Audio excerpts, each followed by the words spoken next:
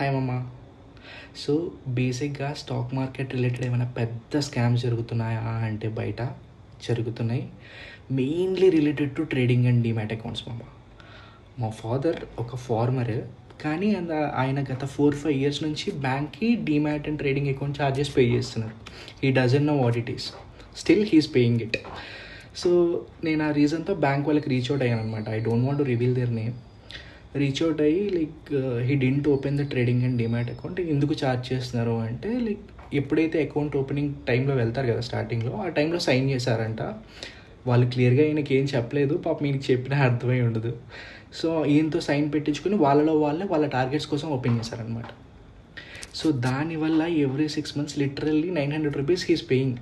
ఆయన ఆథరైజేషన్ కూడా ఉండదు, డైరెక్ట్గా ఆటో డెబిట్ అయిపోతుంది. సో ఇటువంటి స్కామ్స్ చేస్తున్నారు బ్యాంక్ వాళ్ళు, మామూలు స్కామ్ కాదు. అండ్ ఇదే కాకుండా మన యూట్యూబ్లో ఫినాన్షియల్ ఇన్ఫ్లుయెన్సర్స్ ఉంటారు కదా, ఫినాన్షియల్ రిలేటెడ్, వాళ్ళు కూడా ఏదో ఈ అకౌంట్ మనం బేసిక్ ఏమవుతుందంటే, ఇప్పుడు నాకు జరోదాలో డీమ్యాట్ అండ్ ట్రేడింగ్ అకౌంట్ ఉంది. నేను వేరే వాళ్ళకి రిఫర్ చేస్తే వాళ్ళ అకౌంట్ ఓపెన్ చేసుకుంటే నాకు 300-400 వస్తుంది.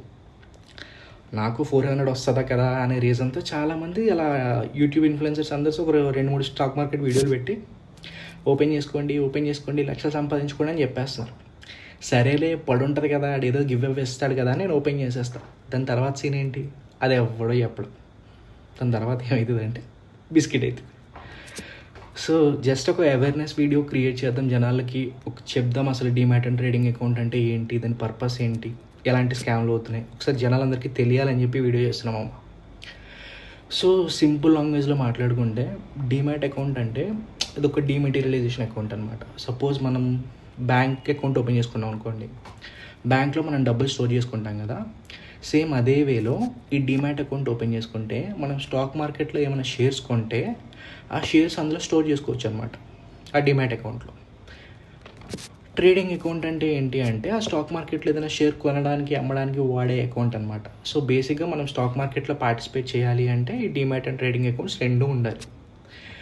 నువ్వు రెగ్యులర్ ట్రేడర్ అయితే ఖచ్చితంగా ఈ 2 అకౌంట్స్ ఉంటేనే నువ్వు ఆపరేట్ చేయగలవు, లేదంటే ఏం చేయలేవు. ఓకేనా?